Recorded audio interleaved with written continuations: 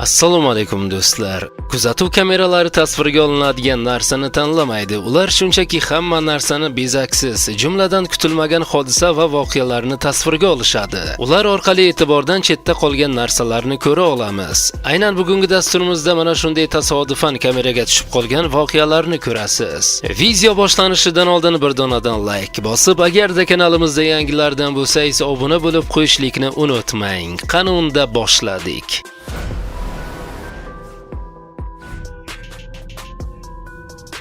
U o'z ishi bilan shunchalik band bo'lgandiki, ilon qachon va qayerdan kelib qolganini ham boshidan sezmay qoldi.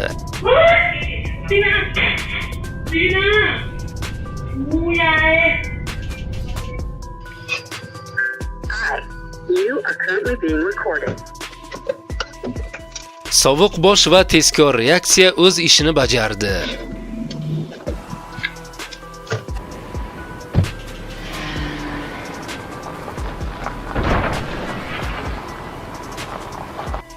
Yaxshiyamki hech bo'lmaganda haydovchining o'zi vaqtida mashinadan chiqib olishga ulgurib qoldi.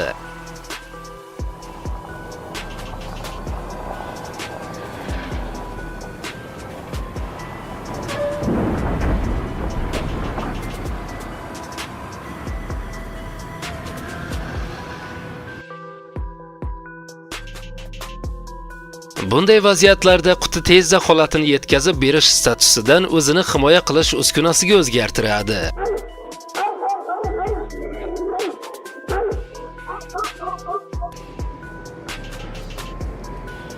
Bu yerda eng qiziq narsa nima bo'lganligi emas, balki ular bunga qanchalik xotirjam munosabatda bo'lishlaridadir.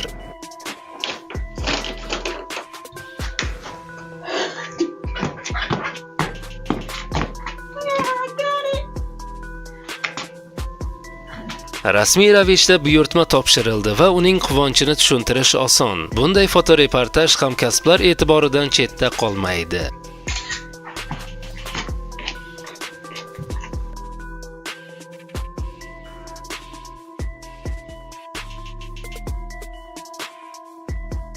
Nima ham derdik, yigitning reaksiyasi juda ajoyib.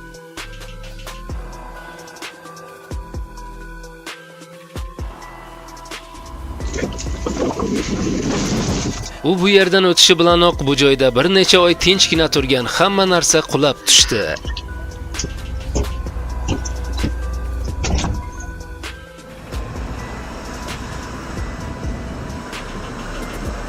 Qanday sharoit bo'lishidan qat'iy nazar ishni hech kim to'xtatmagan. Shunga moslashib baribir ishlash kerak.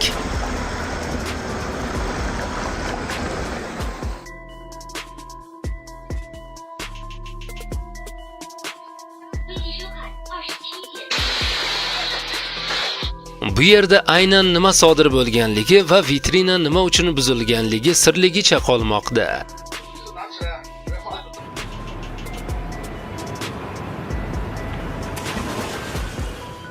Ular binoning joylashuvini hisobga olishni unutganga o'xshaydi.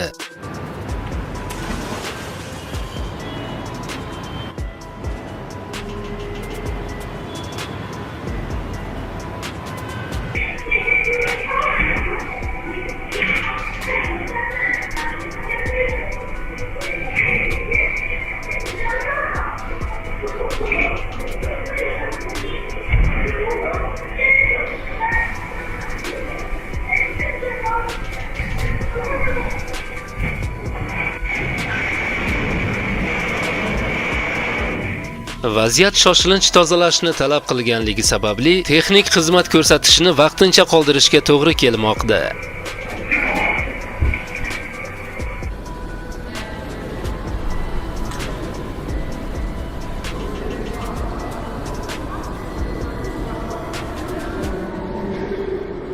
Ma'lum bo'lishicha, shpagatga o'tirish qobiliyati odatda ishonilganidan ko'ra ko'proq foyda keltirar ekan.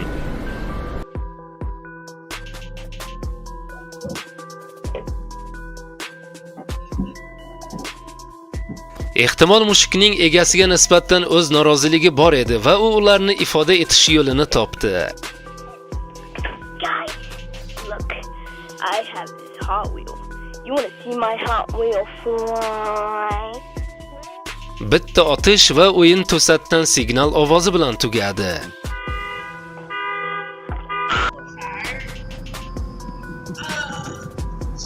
Nafaqat yiqilishdan qochib bo'lmasdi, balki qo'nish ham juda muvaffaqiyatsiz bo'ldi.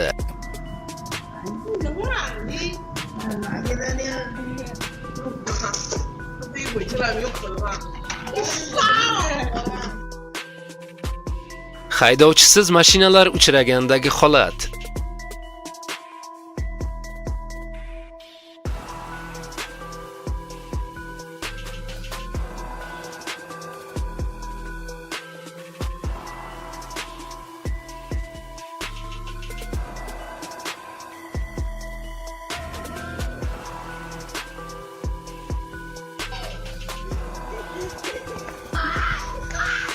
Kamdan kam uchraydigan holat. Eng asosiysi odamlar jabrlanmadi.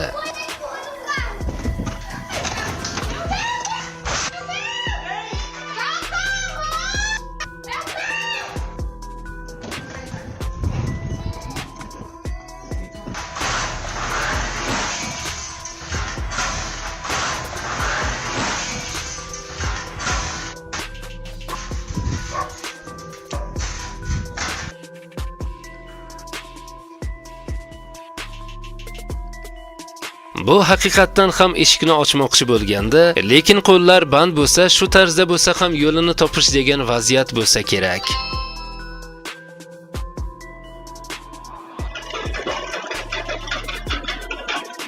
Bu yerda nima sodir bo'lganini bilmadim-u, lekin kiyimlar sayr qilgani chiqib ketgani ko'rinib turibdi.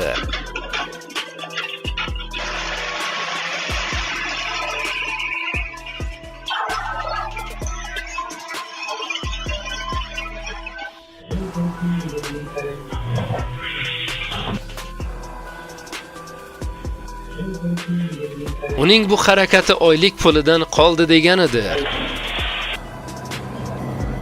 Yigitning aybi deb aytish qiyin, lekin vaziyat allaqachon sodir bo'lgan va u buni tuzatishi kerak. Birgina noto'g'ri harakati sababli telefonidan ayrilib qoldi.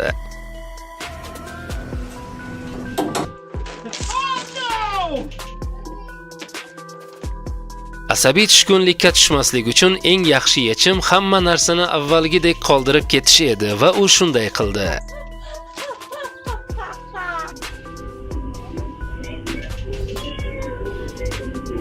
Bolaning ota-onasi nimaga berilib ketganini bilmadim-u, lekin yaxshiyamki ularning farzandlari hushyor ekan. U ularni ilon kelganligidan tezda xabardor qildi.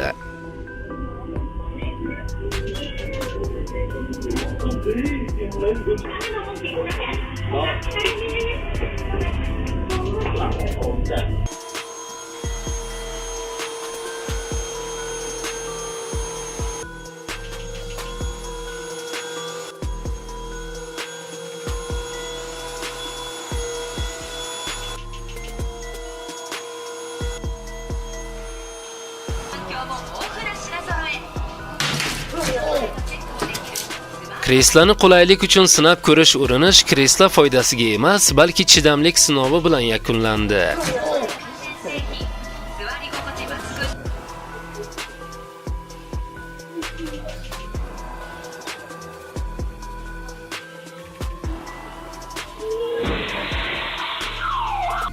Asosiysi hech kim jabrlanmadi.